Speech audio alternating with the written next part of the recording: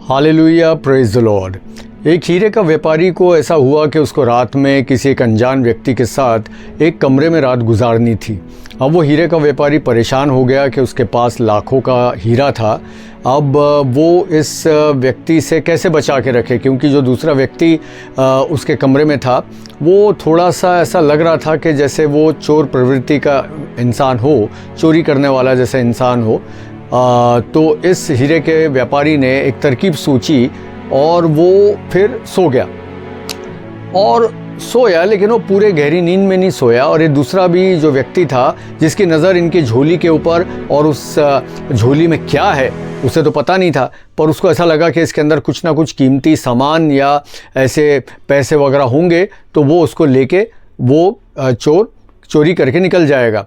तो वो भी सोने लगा और वो ऐसा हुआ कि वो तो सो गया। अब हीरे का व्यापारी जो था रात में उठा और रात में उठने के बाद उसने अपने झोली में से वो हीरा निकाला और उस इंसान के झोली में जाकर के उसको डाल दिया। अब अपने बिस्तर के ऊपर आकर के आराम से चैन से बिल्कुल बेफिक्र होकर के सो गया। अब रात के 3 साढ़े 3 जब बज गए तो ये जो दूसरा इंसान था ये उठा और इस हीरे के व्यापारी के पलंग के पास आकर के उसने जो है उसकी झोली को देखा, उसके अंदर कुछ नहीं। फिर उसने तकिए के आसपास देखा, कुछ नहीं। चादर उठा करके, गद्दा उठा करके देखा, पाँव के पास देखा, कहीं कुछ नहीं। बड़ा मायूस हो गया, बड़ा उदास हो गया और उसको बड़ी गुस्सा भी आई कि ऐसा व्यापारी दिखने वाला, पैसे वाला, और इसके पास कुछ भी माल नहीं। बड़ा उदास होके गुस्से में आकर के अपने बिस्तर पे आके सो गया। जब सवेरे हुई, जब दोनों उठे, तब फिर जो है हीरे के व्यापारी ने बोला, मुझे पता है कि तुम रात में मेरी झोली को टटोल रहे थे, तुम्हें कुछ भी नहीं मिला। वो बड़ा हक्का बक्का रह गया कि इनको कैसे पता चला। उसने बोला, हाँ सेठ जी, ये तो बात सच है, मुझे माफ़ कर दीजिए कि मैं वो कीमती सामान या पैसा ढूंढ रहा था, मुझे कुछ मिला नहीं।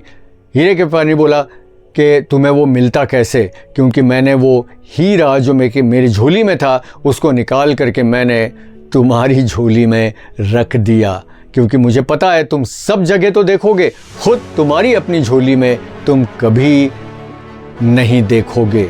और वो बड़ा अचंभित हुआ। उसने अपनी झोली खोल के देखा तो उसके अंदर वही लाखों का हीरा मौजूद था। उसने हीरे को निकाल के उस हीरे के व्यापारी को दिया, माफ़ी मांगी। तो हीरे के व्यापारी ने कहा, तुम्हें पता है इससे ये सबक मिलता है कि देखो भाई, तुम्हारी गलती ये थी कि तुम दूसरे की ज़िंदगी में ताक झाक करते हो, दूसरे की झोली में क्या है, दूसरे के बटुए में क्या है, तुम्हारी नज़र उन बातों के ऊपर रहती है। अगर तुम अपनी ज़िंदगी में नज़र डालो और फोकस करो तो तुम कभी भी ऐसे हालात में, जिस हालात में तुम अभी हो, कभी भी नहीं रहोगे। भाई और बहनों, दोस्तों, अजीज़ों, इससे मुझे और आपको यही सबक मिलता है कि हम अपनी ज़िंदगी में फ़ोकस करें, जैसे कि यीशु मसीह ने कहा है कि मत्ती रचित सुसमाचार के 7वें अध्याय के 5वें वचन में कि हे कपटी, यदि तेरी आँख में लट्ठा है तो तू क्यों कर तेरे भाई के आँख से तिनका निकाल सकेगा। पहले अपने आँखों के लट्ठे को निकाल, तब तू तेरे भाई के आँख से तिनका जो है भली भांति तू निकाल सकेगा। भाई और बहनों, मुझे और आपको अपनी खुद की ज़िंदगी में सबसे पहले फ़ोकस करना है, यीशु मसीह पर फोकस करना है।